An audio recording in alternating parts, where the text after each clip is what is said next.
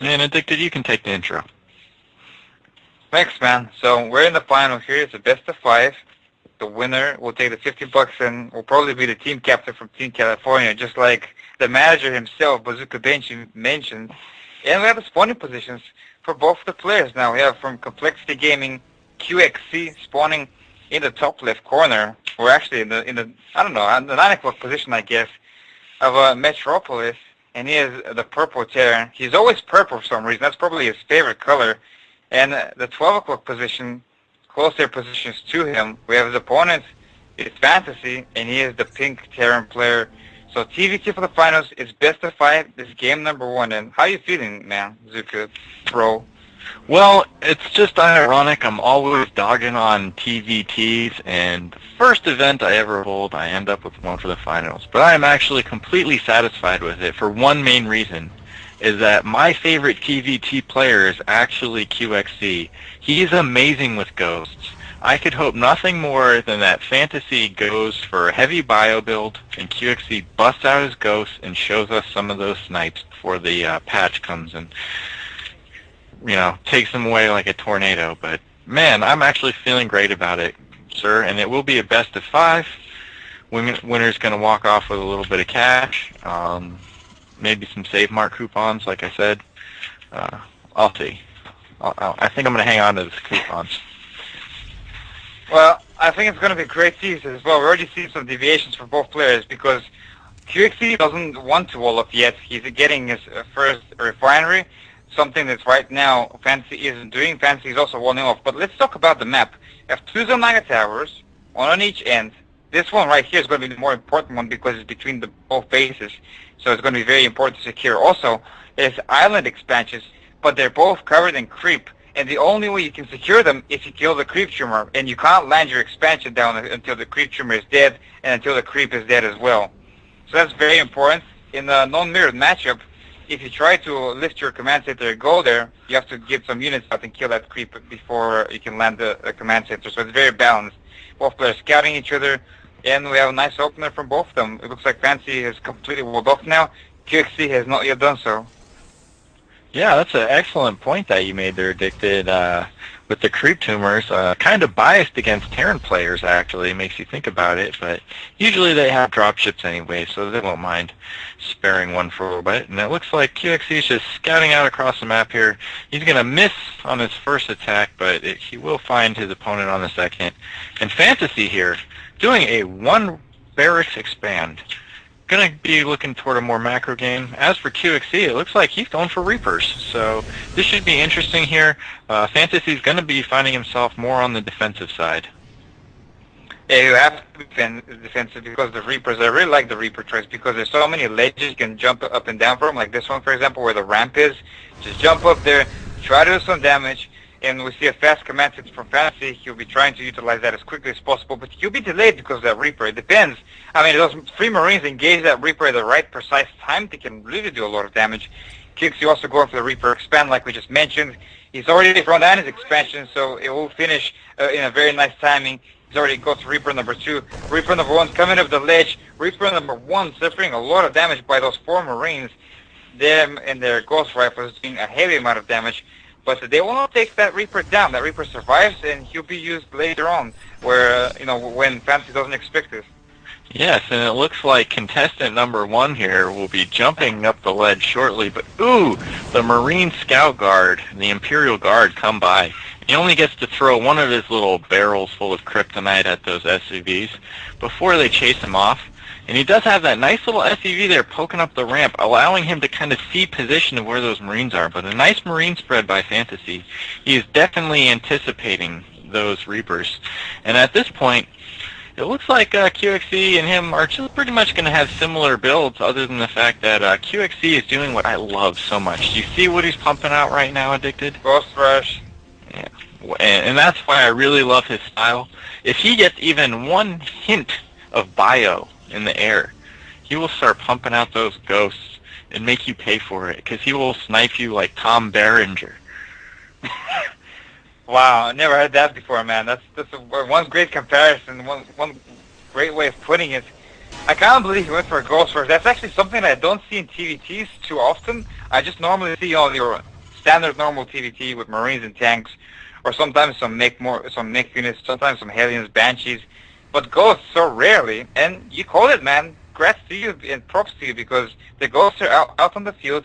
You said it earlier, and now they're out. And let's see how this Ghost is going to affect the game. These Reapers are still, even Reaper number 1 is still alive on his low HP. He's even taking some more damage. These Reapers sniping these Marines left and right, kiting them to infinity. But now they came to these destructible rocks and died. Only one survived. Wow, this Ghost laying down the snipe and preventing the bunker from completing. Amazing play by coLqxc, using all types of units from his barracks to his advantage to lay down some punishment on Fantasy. Yeah, and unfortunately the mech comes out and that tank scares the Ghost away. The Ghost knows that he cannot fare as well against armored units such as a siege tank. Unfortunately, he cannot shoot through that yet, but it looks like coLqxc's backup plan will be just to go a pretty heavy bio build himself. He's going to be throwing down his engineering bay and his factory tech, getting ready to go into the later stages of the game. Looks like his Ghost Rush failed, and he's ready for some meta. Double engineering bays, going down for Fantasy. A wise move indeed. And I was almost hoping we'd see a nuke there, but, you know, versus Terran, it's a very risky move, as he does have the comm stats, and he can scan you, and he will mostly likely find your Ghost and spoil your nuclear launch. So I guess it makes sense not to do that. At this point, both players going into the pretty standard bio build with siege tanks, and a little less for coLqxc. Doesn't look like he's quite on the siege tanks yet. Interesting. He's going for the reactors here, so looks like he's going to be going for Hellions. I mean, I can't see what else he'd be building out there. Yeah, that's a good point. It definitely looks that way. But look at the Fantasy has starports ready, so he can start medevac production if he wants to. Also, siege tech is on the way, and a lot of upgrades are actually on the way. The steam pack is also on the way. No medevacs yet from the starports. Well, as I say that, one medevac gets made out of that starport, so he's trying to counteract me. And he already has a nice amount of siege tanks, so those Ghosts, man, they will be countered very easily from now on. And let's see what coLqxc can make, man. I mean, he's getting double refineries, his expansion. He has a ton of Marines out right now, and he's going to increase that. He's also getting medevac, so I kind of feel like since the rally of the medevac is similar to where the Marines are, I feel like he's going to go for a job very, very soon once those medevacs come out. Yeah, that seems like the logical choice that he would do. A couple of scans going down. These guys are getting the idea of what they're doing. And Fantasy throwing down that sensor tower and the missile turret again. And coLqxc, actually, I've seen a lot of his games. He doesn't use that sensor tower quite as much. It'll be interesting to see if he makes one this game, but so far he has not. So I wouldn't expect one. He does have another command center going down, as does Fantasy. It looks like both of these guys are going to be wanting to try to take a third at this point, rather shortly. Other than that, pretty much the same. Fantasy is definitely ready for any drop play, and coLqxc is slowly getting ready for drop play, throwing down his first turret there in his main. At this point, though, he just pretty much has control of the map. Looks like he's got that small bioforce, and it'll be interesting to see if he does any, tries to attempt any drop play, as it seems like Fantasy is very much well ready for it. Yeah, completely agree with you there. He has missile turrets. He has that sensor tower, like you mentioned. Sensor towers just not as popular as I was imagining they would be. I think more players should use them, especially in a map like this where drop play is very important, since they're both in closer positions, just like Metalopolis, but just the distance is a bit bigger. That's probably the only difference. But drop play is still very important. The sensor tower here for Fantasy rule be able to deny a lot of the drop play, so coLqxc needs to be extra careful for that. And now he's moving up with those Marines, a few Ghosts in there, I think 3 Ghosts to be exact, and 2 medevacs, so he's going to try to do some damage. But look at this, the siege of Fantasy is very nice. I don't think he can actually take any damage in coLqxc. He's going to go for that elevator play, but Fantasy sees it, he even stims in there, and coLqxc is going to go and back off, because that's definitely the right choice. If he would have gone for that elevator play, he would have been caught off guard, and the Marines would have had 3 shots on that medevac. Yeah, at this point, coLqxc just managing to, I guess, waste a little bit of medevac energy for Fantasy there, and it looks like he's just going to be continuing his macro, moving out for the third. He has finally pumped out a few siege tanks, so he knows that You kind of need those siege tanks in the TPT. Fantasy having a very nice army and going for his third himself. QXC will see this as he does have the Reaper there. One shot and bam, that Reaper's gas tank has blown up. And it looks like, Fantasy's finally ready to move out across the map. He wants to get a little bit of map control. He feels like he's been stuck in his base. I'm his therapist. He talks to me. These players, they get lonely. And QXC here, he's got a pretty small force, so he's probably going to find himself retreating.